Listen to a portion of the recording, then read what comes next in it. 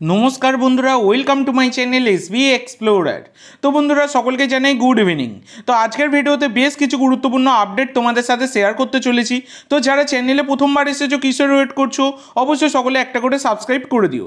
যারা যারা ভিডিও দেখবে একটা করে সাবস্ক্রাইব করতে কিন্তু কেউ ভুলো না।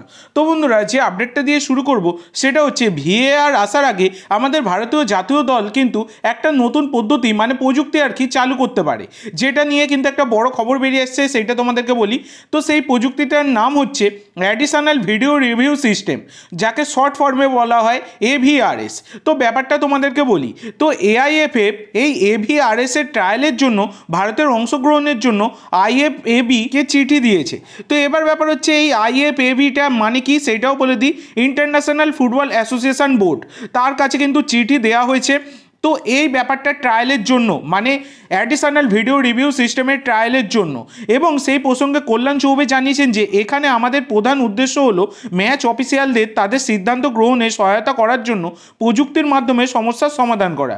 যদিও আমরা ভিএআর বাস্তবায়নের জন্য কাজ চালিয়ে যাব, তবে বর্তমানে আমরা মনে করি যে এভিআরএস ভারতের মতো একটি দেশের জন্য দুর্দান্ত বিকল্প হতে পারে। নতুন ধারণার সাথে আমাদের ম্যাচ অফিসিয়ালদের প্রশিক্ষণ দিতে হবে এবং খেলোয়াড়, কোচ এবং ক্লাবগুলির দ্বারা অভিযোগ মূল্যায়ন করতে আমাদের সাহায্য করবে।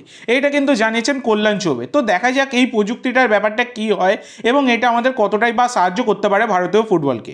এরপর তোমাদের যে আপডেটটা দেবো সেটা হচ্ছে জোয়াও ভিক্টরকে নিয়ে। তো বন্ধুরা, জোয়াও ভিক্টরকে তোমরা সকলেই চেনো। 35 বছর বয়সী ব্রাজিলিয়ান এই ডিফেন্সিভ মিডফিল্ডার বর্তমানে হায়দ্রাবাদ এফসি দলের সাথে যুক্ত এবং বর্তমানে তার মার্কেট ভ্যালু 2.2 কোটি টাকা। হায়দ্রাবাদ এফসির সাথে তার কিন্তু এই 2024 মে মাসেই চুক্তি শেষ হয়ে যাবে। তো ব্যাপারটা হচ্ছে, যেহেতু হায়দ্রাবাদ এফসি দল সবাই ছাড়তে চাইছেন, তো জোয়াও ভিক্টরও কিন্তু সেই দল ছাড়তে চাইছেন পয়সা না পেয়ে। তো এই রকম হচ্ছে ব্যাপার। এবার ব্যাপার হচ্ছে জোয়াও ভিক্টরের ওপর একটা ইন্টারেস্ট কিন্তু শো করছে মোহনবাগান ম্যানেজমেন্ট। তো দেখো, একটা জিনিস এখানে দেখতে হবে, জোয়াও ভিক্টরের যতই বয়স হোক, প্লেয়ারের কোয়ালিটি নিয়ে কোনো সন্দেহ নেই, কারণ এই হাফ সিজন চালিয়ে নেওয়ার মতো প্লেয়ার এবং সবথেকে বড় কথা একটা লিডারশিপ কোয়ালিটি কিন্তু তার মধ্যে রয়েছে। এইটা কিন্তু একটা সবথেকে বড় বিষয়। মোহনবাগান টিমে কিন্তু এখন সবথেকে বড় যেটা সমস্যা, প্লেয়াররা অফ ফর্মে তো রয়েছে, সেটা রয়েছে, কিন্তু প্রীতম চলে যাওয়ার পর যে দলটাকে লিড করার একটা লোকের কিন্তু অভাব দেখা গেছে এবং সুভাশিস বোসের মধ্যে সেই লিডারশিপ কোয়ালিটি কিন্তু এখন অবধি চোখে পড়েনি। তো সেক্ষেত্রে একজন অবশ্যই ভালো ক্যাপ্টেন মোহনবাগান টিমে অবশ্যই দরকার। সেক্ষেত্রে এই জোয়াও ভিক্টরের ওপর ইন্টারেস্ট রয়েছে মোহনবাগান ম্যানেজমেন্টের, যদিও ব্যাপারটা কিন্তু এখনও রিউমার পর্যায়ে রয়েছে। পরবর্তীকালে যদি কোনো রকম আপডেট পাই আমি অবশ্যই তোমাদের সাথে শেয়ার করব। এর পরের যে আপডেটটা তোমাদের সাথে শেয়ার করব সেটা হচ্ছে 28 বছর বয়সী ভারতীয় রাইট ব্যাকের প্লেয়ার নিখিল পূজারীকে নিয়ে।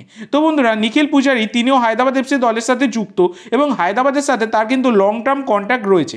কিন্তু কন্ট্যাক্ট থাকলে কী হবে, তিনিও কিন্তু এই জানুয়ারি ট্রান্সফার উইন্ডোতে দল ছাড়তে চাইছেন। এবার ব্যাপার হচ্ছে, নিখিল পূজারীকে দলে পেতে east Bengal, Mumbai city FC, north east United FC এবং মোহনবাগান সবাই কিন্তু ইন্টারেস্টেড। মোহনবাগানের সামান্য ইন্টারেস্ট রয়েছে, সেভাবে ইন্টারেস্ট শো করেনি, কিন্তু east Bengal, Mumbai city FC প্রচণ্ড পরিমাণে ডেসপারেট তাকে দলে নেবার জন্য এবং বর্তমানে দাঁড়িয়ে নর্থ ইস্ট তারাও কিন্তু বেশ ভালোভাবেই তার ওপর মানে নজর রাখছে তাকে দলে নেবার জন্য। তো এবার দেখা যাক কে তুলে নিতে পারে নিখিল পূজারীকে।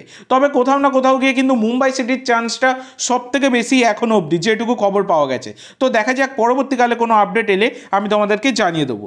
এরপর তোমাদের যে আপডেটটা দেবো সেটা হচ্ছে রিগান সিংকে নিয়ে। তো বন্ধুরা, এই রিগান সিং যিনি 32 বছর বয়সী ভারতীয় রাইট ব্যাক ছাড়াও সেন্টার ব্যাকে খেলতে পারেন। মার্কেট ভ্যালু 60 লাখ টাকা। বর্তমানে তিনি ফ্রি এজেন্ট রয়েছেন।